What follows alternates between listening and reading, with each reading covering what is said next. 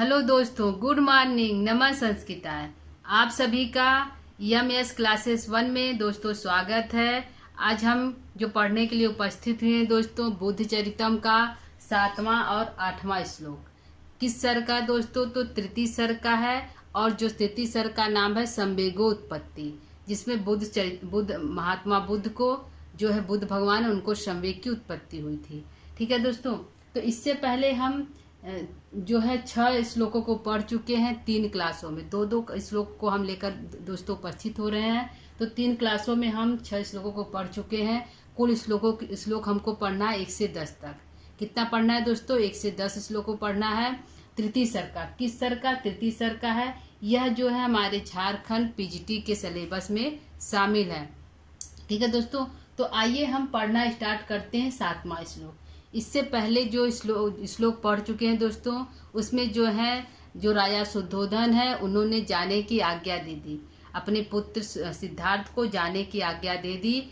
किसके साथ जाने की आज्ञा दे दी? कुछ विनीत और जो है सुंदर अनुचरों के साथ उनको जाने की आज्ञा दे दी।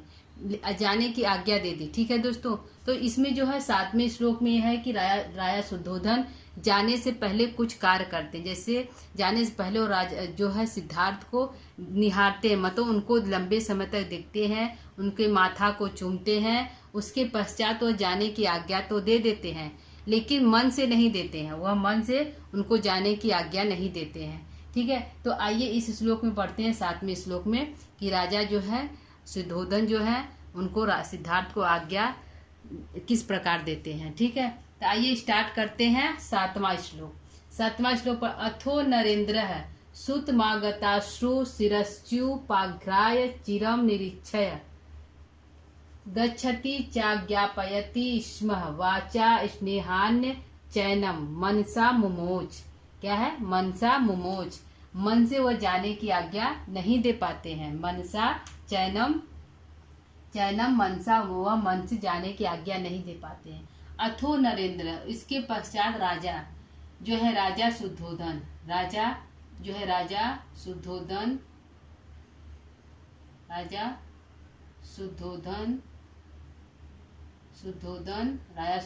जो है अपने पुत्र, किसके? उनका पुत्र कौन है दोस्तों? सिद्धार्थ। राजा शुद्धोधन सिद्धार्थ तब प्रेम पूर्वक अश्रु को बहाते हुए, राजा शुद्धोधन पुत्र के प्रेम में अश्रु को बहाते हुए, पुत्र प्रेम में अश्रु को बहाते हुए, अश्रु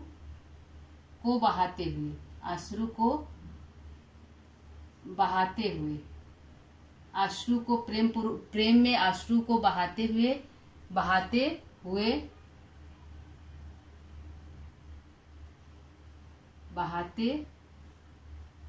हुए और क्या किए? शिरस्यु पाघ्रा, और सिर को चूमकर। क्या है? सिर को चूमकर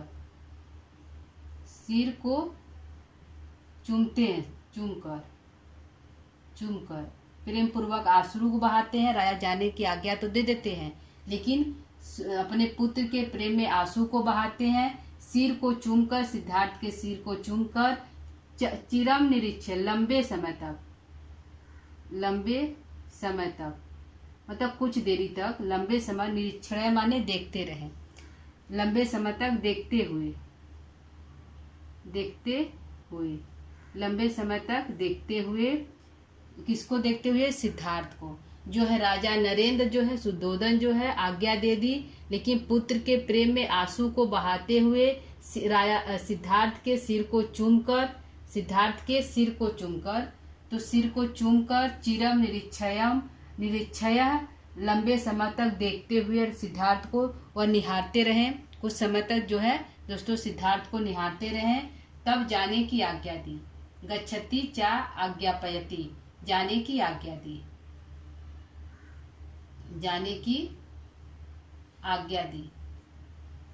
क्या की दोस्तों? जाने की आज्ञा दी।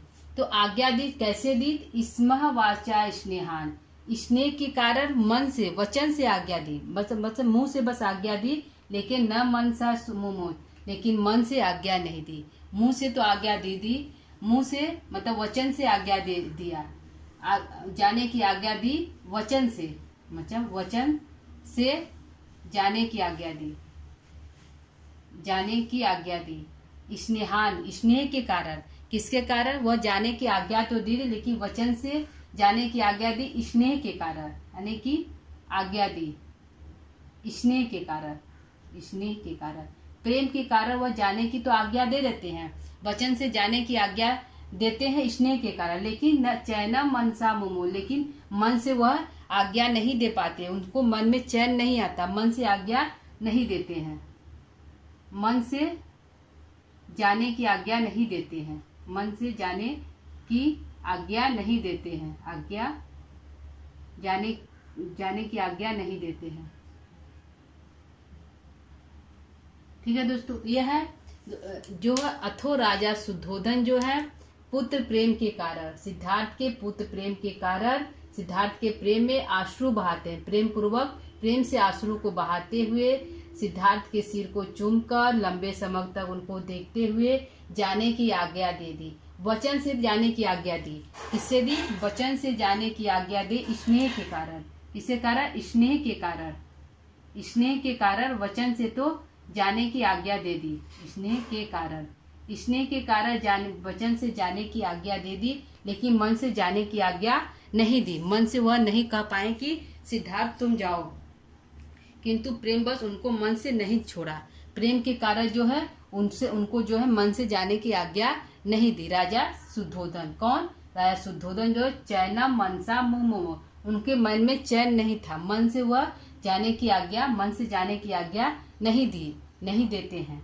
वचन से तो कह देते हैं कि सिद्धार्थ तुम जाओ, आज्ञा दे देते हैं सिद्धार्थ जाने के लिए वचन से, मुंह से, लेकिन मन उनका जो दिल हृदय है उससे वह जाने की आज्ञा नहीं देते हैं। और जाने से पहले वह क्या करते हैं? अपने पुत्र के प्रेम में आंसू बहाते हैं, प्रेम पूर्वक प्रेमाश्रु बहाते हैं, सिद्धार्थ के सिर को चूमते हैं, लंबे समय तक उनको देखते हैं। क्वेश्चन बनेगा दोस्तों कि लंबे समय तक किसको देखते हैं? क्या करते हैं? लंबे समय तक जो शुद्धोधन किसको देखते हैं? तो सिद्धार्थ को देखते हैं। और सिद्धार्थ सिद्धार्थ को देखते हैं। शुद्धोधन जो है किसके सिर को चूमते हैं? तो अपने पुत्र सिद्धार्थ के सिर को चूमते हैं। और सूत्र मापगतु, सूत मागतु, किसके प्रेम में जो है शुद्धोधन जो है अश्रु को बहाते हैं? तो पुत्र प्रेम में शुद्धोधन जो है अश्रु को बहाते हैं और जाने की आज्ञा दे दी। राजा शुद्धोधन, यहाँ क्वेश्चन बनेगा, राजा शुद्धोधन किससे जाने की आज्ञा दी? तो वचन से जाने की आज्ञा दी,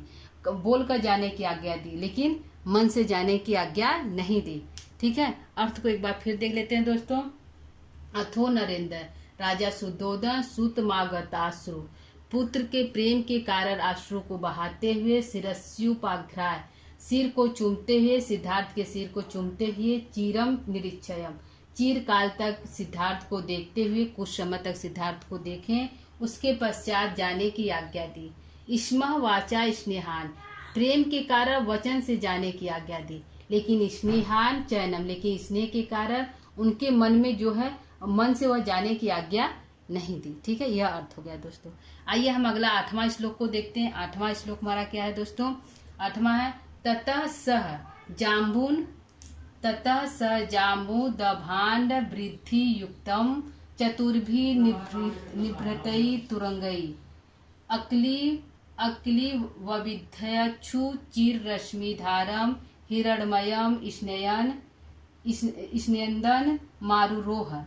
ठीक है, इसमें सह ततः स, तब वह शुद्धोधन सिद्धार्थ, ततः तब सिद्धार्थ, तब सह माने स से सिद्धार्थ का होता है, तब सिद्धार्थ जो है जाम्बून दभांड वृद्धि युक्त, सोने से युक्त आभूषण को पहनकर, आभूषण को पहनकर, क्या करके दोस्तों? सोने से के आभूषणों को पहनकर, तब सिद्धार्थ सोने के आभूषणों को पहनकर, सोने के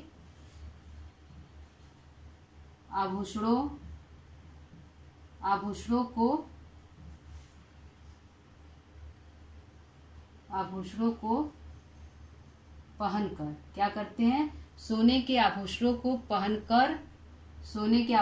पहनकर चतुर्भी माने 4 घोड़ों से युक्त। तुरंगई माने घोड़ा होता है, तुरंगई माने घोड़ा होता है। 4 घोड़ों से युक्त, चार घोड़ों से युक्त, जो प्रशिक्षित हैं, जो अकली माने शिक्षित हुए हैं, जो क्या है प्रशिक्षित हैं, प्रशिक्षित, जो प्रशिक्षित हैं,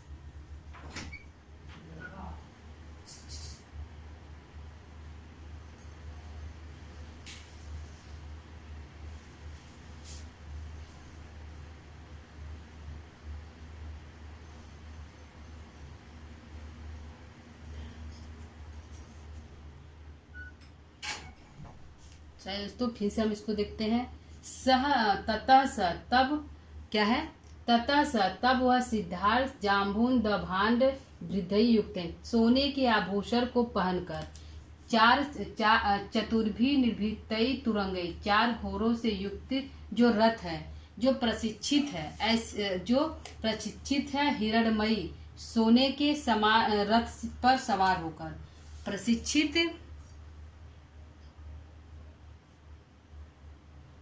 क्या, प्रशिक्षित स्वर्णमयी मतलब हिरणमयी मतलब सोने, स्वर्णमयी क्या है, सोने स्वर्णमयी रथ पर सवार होकर, किस पर दोस्तों, स्वर्णमय रथ पर सवार होकर। हिरणमय माने सोने के समान, स्वर्णमय रथ पर सवार होकर, रश्मि रथ पर, प्रशिक्षित सोने स्वर्णमय रथ पर सवार होकर, रथ पर सवार होकर क्या करते हैं, स्वर्णमयी रथ पे सवार होकर। कौन सवार होते हैं, सिद्धार्थ स्वर्णमयी रथ पर सवार होकर, जिसका सारथी वीर है, क्या है, जिसका सारथी क्या है, स्पंदई, जिसका सारथी वीर है, जिसका सारथी वीर है, कुशल है, वीर है, कुशल है, क्योंकि जो घोड़ा है वह प्रशिक्षित शिक्षित उसको दिया गया है।